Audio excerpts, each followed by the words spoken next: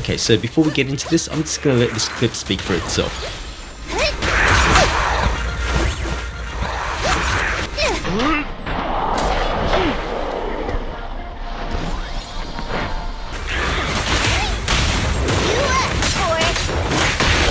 Copy that.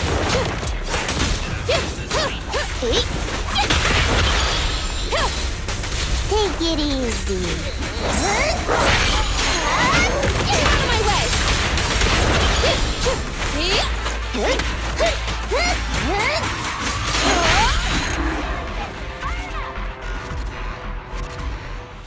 Okay, so just for context, this video is from day 2 of Zenless Zone 0. So if you're watching this a month down the line and are like, what is this? It's just 50k damage. Well, these are the numbers that we're getting right now from the Ellen team that most people are calling top tier. So as you can see, a team that has 2 5-star characters is pulling roughly around 10 to 15k shatters, versus a free-to-play team pushing over 50,000.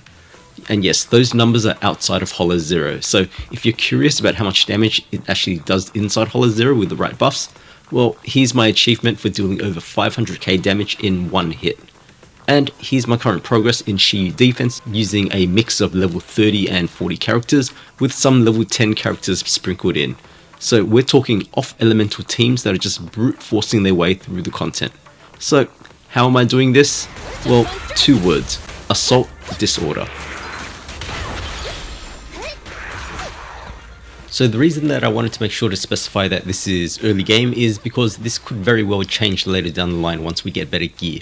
But currently in early game, Assault and Disorder are just massively overtuned in comparison to everything else.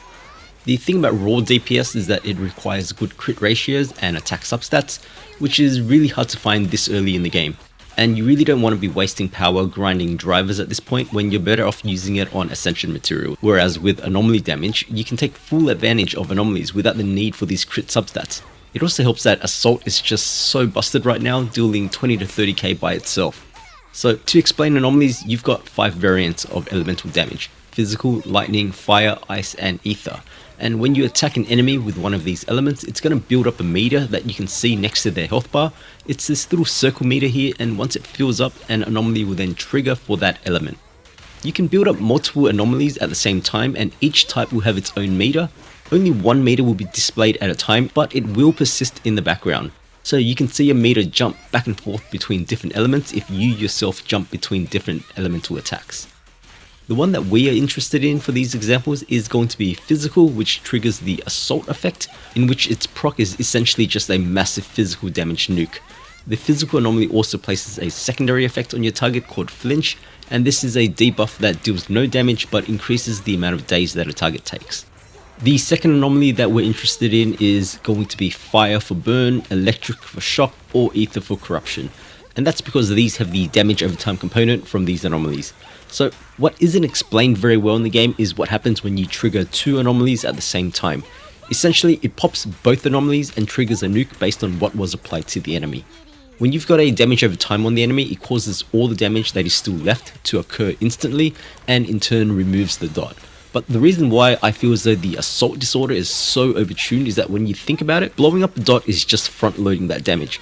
Technically, you would still be getting that damage anyway, just over a longer period of time. But with the physical anomaly, when you trigger a disorder, you still get the assault damage, and it's actually the flinch component that's getting blown up.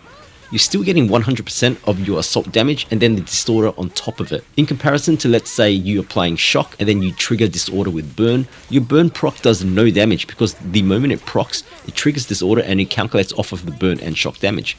Whereas if you apply burn to an enemy and then you apply assault, you still get that 30k assault and then another 30k on top of that from the disorder. Even if it's the other way around, applying a physical anomaly first still nets you the 30k nuke straight up, and then it's the flinch that stays on to trigger that disorder. And so all of that just to say, if you want to push content this early in the game, make sure you check out anomalies and pay close attention to assault and disorder. I'm going to do more testing over the next few days, and I'll drop a more comprehensive guide on exactly how anomalies work along with anomaly proficiency and mastery stats, so keep an eye out for that if you're interested.